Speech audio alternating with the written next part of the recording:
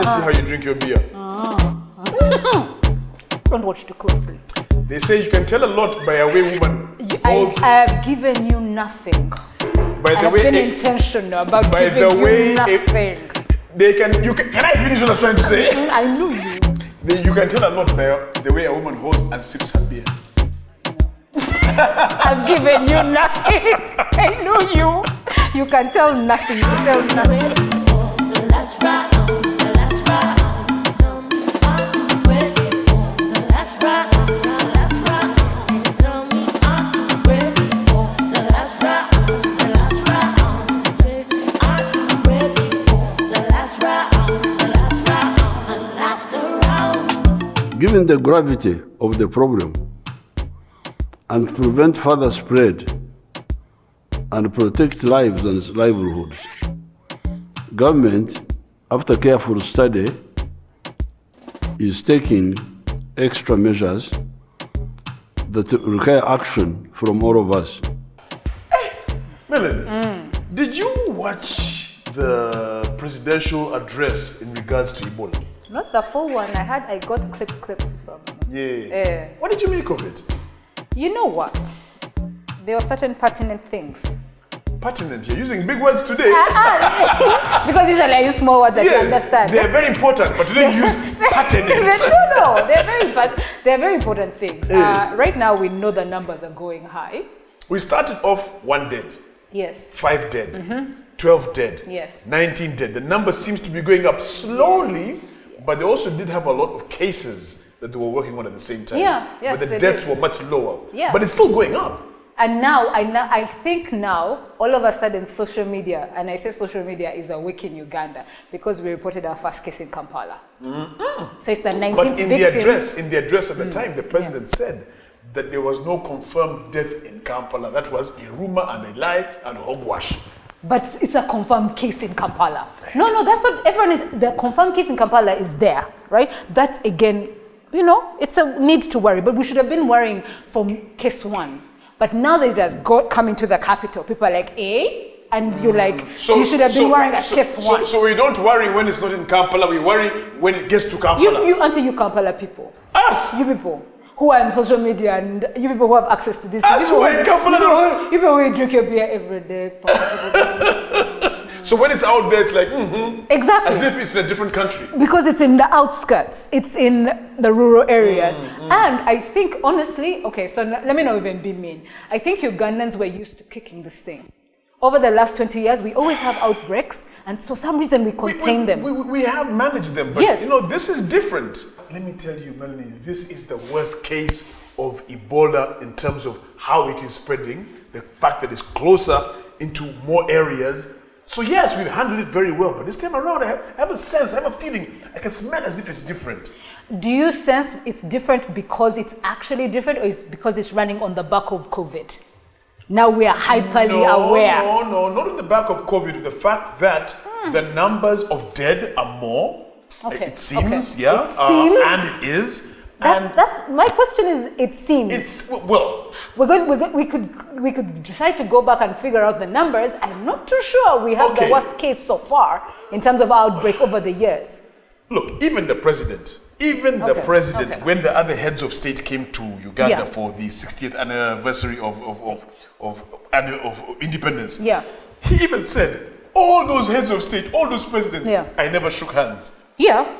And he's telling people, don't shake hands. It's like we're going back to COVID days of don't touch each other. And don't even look at each other. No, you know what? And that I have to agree. And for me, that is my only real concern. But I feel like this time we're very sensitive to it because of what has happened in COVID. We're very sensitive to it. Like we're hyper. No. I'm not saying we shouldn't be. I'm just saying there may be a hyper awareness. Because we're running on the back of this thing. As in COVID, we're barely out of the COVID thing, and then now all of a sudden, this thing hits us. And it is a highly communicable disease. It is. I mean, sweat, even they're saying if you're chowing, you might get it that way. From chowing, you mustn't chow. Can you imagine? Even after even after you've recovered, you mustn't chow. You must wait for a while, like for a year. Ugandans, you mustn't chow. Imagine they tell you can't chow for a year after getting COVID. That's the thing. you cannot chow because of bodily fluids. You cannot, engage in carnal knowledge of your partner after you have recovered from Ebola for a very lengthy period of time. Imagine they tell you now, Melanie, you've got Ebola, you've recovered, well done, congratulations, but now you can't. Nothing. This is why condoms exist. How many condoms must you wear? It's fine, you wear them. I'm thinking between starvation and the possibility. Starvation, possibilities. We're talking about opportunity, cost, and risk. I'm so sorry, I sound stupid.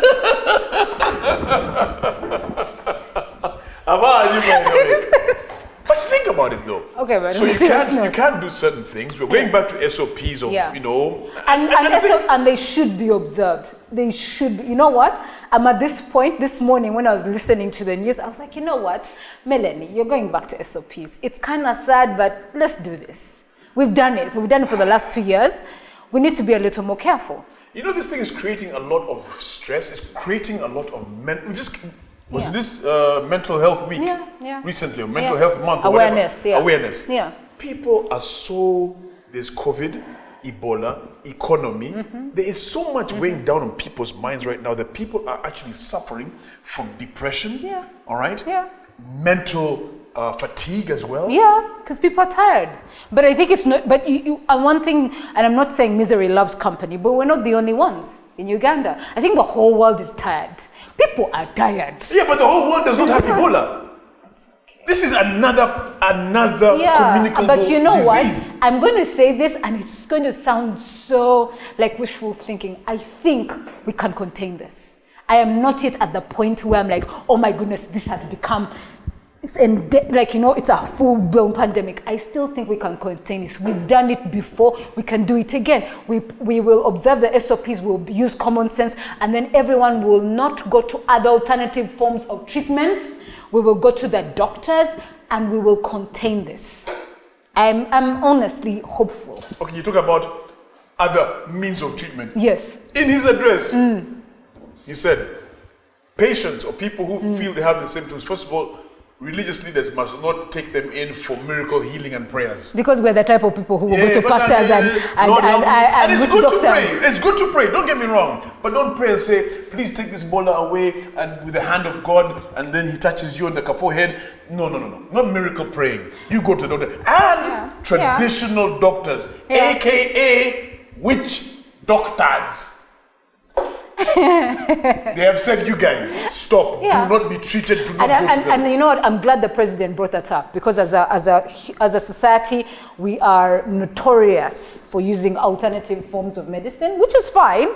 But in this case, no. Please go to the hospital. Please go to even Mama Fina, the president of witch doctors. What did she say? Even how she said, "Banage, we're not going to treat anybody really? with Ebola." She will come out.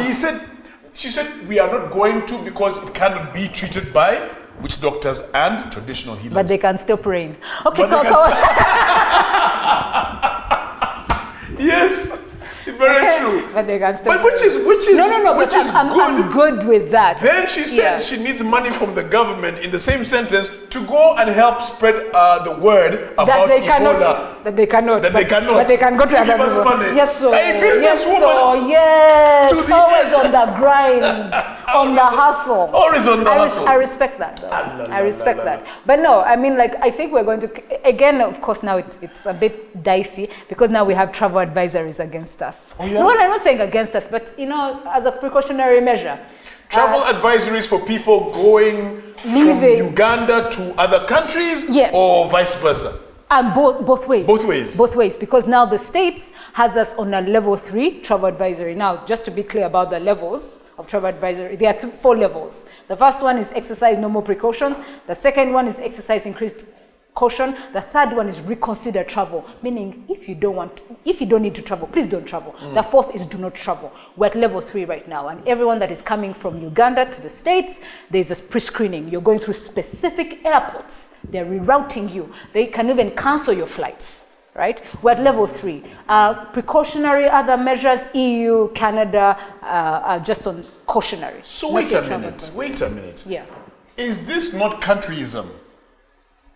How? Because they're telling you guys, I understand they're taking precautions, but it's kind of like countryism, not racism, but countryism. Uganda, we did this for them in COVID.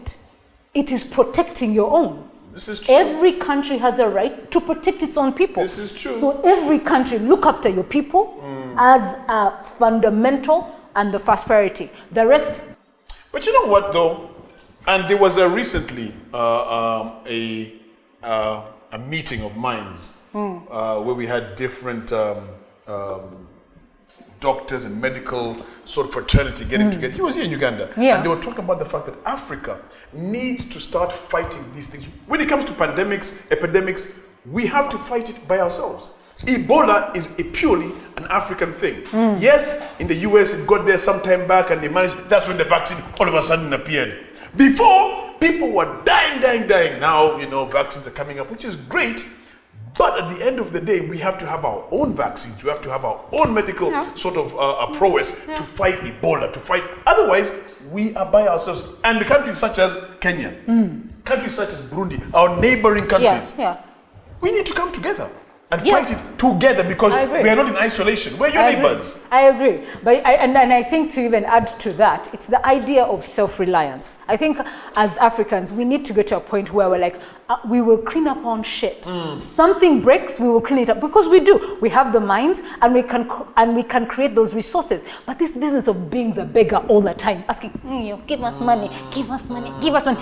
The fuck? It is your population that is sick. Develop the manpower because for them, when they had problems like the bubonic plague, when they had really bad diseases that were literally about to blow them up, they didn't come to us to ask for help.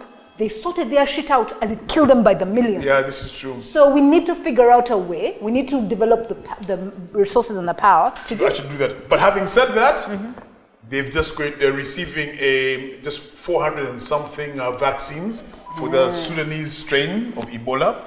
Then I think in beginning of November, we'll get between 40 and 70,000 vaccines for Ebola. I want to say, I don't know. Would you go for the Ebola vaccine? I want to say this with all due respect. Hey, even say it without respect. I'm done. Even say it without respect. Guys, I'm done being vaccinated.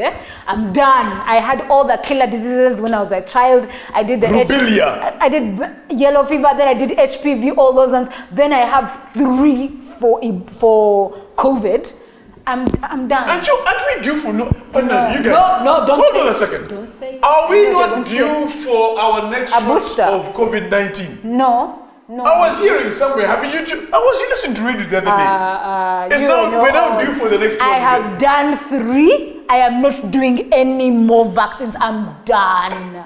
I am done, people. I am done. Because I'm not taking the risks. Because some of these vaccines are coming out, and we're the guinea pigs. And I'm not even a conspiracy theorist on this. So you're tired of being poked? Yes.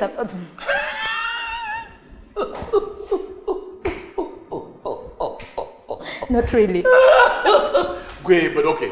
Enough about COVID and enough about Ebola. Yeah. It's good, Banange. Just be safe out over there. Yes. You know how this thing spreads. Yes. Don't be touching each other. And we've been touching each other like this. It's okay, we trust each other. We do? Do we? There is a video that was leaked. We're talking about our neighbors and how we need to work together. There's a video that leaked. Which one?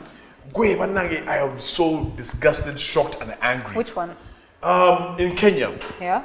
There is a woman who posted a video, or it got out and it went viral, showing her breastfeeding puppies. I'll repeat that. A video showing a woman breastfeeding, not 1, not 2, not 3, but like 4 or 5 puppies. But she was in Saudi Arabia. She had gone for work. Of course she was in Saudi Arabia. No, what do you mean, of course? Let me give you this. Of course she was in Saudi Arabia. Let me give you the story. Okay. So this is really sad. This is a video of a lady breastfeeding puppies. She had gone to Saudi Arabia for work. Her employer found out that she had just given birth not too long ago, about 2 months ago, so she had breast milk. What does he tell her to do? To breastfeed his puppies. So now her job is breastfeeding puppies. And she put out this video, and you actually see her breast. And you know what? I'm trying to contain the disgust. I'm trying very hard. No. If you think I'm lying, let me show you the video. Now, if you are a person who is put off by these kind of things, look the other way. You're about to see a woman breastfeeding puppies, and this is not a joke. This is serious. Check this out. Naweza kunisaidia nisaidie, mimi hapa nilipo nateseka. Nilitoka Kenya na acha mtoto wangu na miezi miwili aje kujitafutia maisha. Kunafika huko bosi wangu anaona ninajaza maziwa, anajibu yake alisasa. Mimi hapa nilipo na wiki mbili tu, na wiki mbili hizo tayari naambiwa kazi yangu ya kunyonyesha mambwa. Jamani, nisaidia nanyesha maumbwa mimi binadamu jamani. You know what? I can't. I'm sorry. Breastfeeding puppies. I cannot. You know, there is something wrong with these countries where we're taking our people to work. And the Gulf countries. Yeah, the Gulf countries. Let me just say this. And in specifically, what is notorious right now is the This was in Saudi Arabia. The Kingdom of Saudi Arabia is and the Emirati, very, very notorious. If you Google it, there is a page dedicated, a Wikipedia page dedicated to migrant workers in Saudi Arabia. There is, because there is a sense, and please, for the love of God, I can't understand it. It must be in their culture. I'm not going to say religion because some of you are going to come for me, but it must be in their culture that sees us as lesser than, or any outsider as lesser than. Because if you can suggest to a person to breastfeed another animal, there's something fucking wrong with you. No, you're right. And you're not the only person who says this. Kenyans were outraged, and they are outraged, and they should be. The Central Organization of Trade Unions Secretary General Francis Atwoli, this is Kotu, urged the government to ban all employment agencies brokering job opportunities in foreign countries. Yes. After they saw this video, he's like, "Are you kidding me? Yeah. This is tantamount to slavery." It is slavery. This is tantamount to... it's not tantamount. How disrespectful can you be to a human being, making them less than a human being? It's not tantamount. It is modern day slavery. The thing we don't understand is what he's suggesting other countries have done. He called it indirect slavery. It's slavery. Slavery. It's slavery. Because and what he's asking for, other countries have done. The Philippines banned its people for a whole year from November last year from migrant workers moving from Philippines to Saudi Arabia because there were all these complaints. Right? There are other countries that have called and are trying to call Saudi Arabia into order. Countries like Sri Lanka, Indonesia, same problems. People are not paid, people are verbally, physically, sexually abused, people's organs are magically missing when they come back. We've even had these things in Uganda. But leave alone that. People are being killed. People come back in body bags, in coffins, when they go to try and get greener pastures, when they go to try and better their lives. So all we are asking, and this is a thing that is very, very important. Our governments, specifically Uganda, needs to get some balls and massive balls. And ask for better treatment for our people. Now, what demand it? Not even ask it, demand it. Because do you know how many? No, leave alone that. No, let me show you. Again, this is Francis Atwoli. He said, no, these private companies should be banned. It should be government to government. It should be government to government, where it is laid out, as in, let the government take over, and it's not these private companies. Picture that in Uganda. Do you see that happening? Do you see how many interests will get into there? Yeah. Because we already have rumors about who is really sending our kids there. So now for me, this is all I'm asking, and I'm just saying, we need to ask Saudi Arabia to do better. Because can you imagine, the last I read, as of 2013, there were 9 million migrant workers in Saudi Arabia. 9 million. We are doing badly. Honestly, I think a lot has to be done, not only for Kenya, but all countries have people in foreign countries going, and then they are abused. And this is the thing, you teach people how to treat you. If for you decide to say, and by the way, you guys, Ugandans, this business of us just bending to foreigners when they tell you to do something, they tell you to breastfeed a dog and you allow. The only people who should be breastfed are babies and your husbands. I'm serious. But okay. Never know. In Kenya. Still in Kenya. Okay. Still in Kenya. Still in our neighbor. Just here. Did you see the video of pupils cutting off the head of a chicken? I mean, you know how I'm going to tell you how I feel, and it's not politically correct. A viral video clip showing two primary school children slaughtering a chicken in Kenya has caused uproar and a bit of laughter because of the country's new curriculum, which has made it more of a focus to have practical skills. Oh, so they're teaching kids They're how teaching children how do you cut a chicken's head. you know So what? I'm for it. You see the guy cutting the I am unequivocally for it. Because the chicken is not going to cut itself to get on my dinner plate. It's not going to behead No, itself. it's not going to, and then I was like, no. I need someone to learn how to do this.